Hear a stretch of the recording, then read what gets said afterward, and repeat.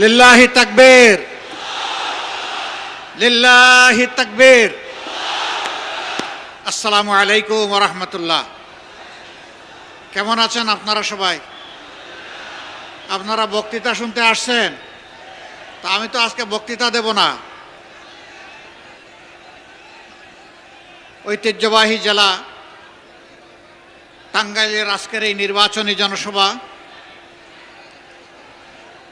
11 দলীয় নির্বাচনী ঐক্যবদ্ধ বাংলাদেশের পক্ষ থেকে এই জনসভার সম্মানিত সভাপতি, সভামঞ্চে বসা বাংলাদেশ জামাতে ইসলামী সহ 11 দলের কেন্দ্রীয় এবং স্থানীয় নেতৃবৃন্দ, শহীদ পরিবারের গর্বিত সদস্যবৃন্দ, জুলাই যোদ্ধাবৃন্দ, টাঙ্গাইলের আপামর জনতা মা এবং বোনেরা, টাঙ্গাইলবাসী ভাইয়েরা, সাংবাদিক বন্ধুগণ,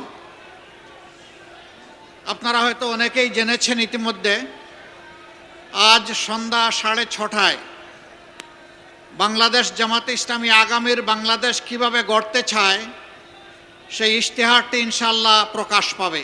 হিরন আরও মিনারেল ওয়াটার মাত্র 50 পয়সায় প্রতি লিটার। আমাকে সেখানে যেন আল্লাহ তাআলা যথাসময়ে হাজির হওয়ার তৌফিক দান করেন।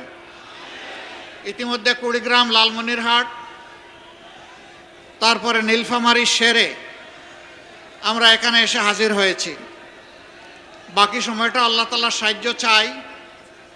জাতির প্রয়োজনে, মানবতার প্রয়োজনে, দিনের প্রয়োজনে আল্লাহ যেন আমাদের রাস্তা সহজ করে দেন এবং নিরাপদ করে দেন।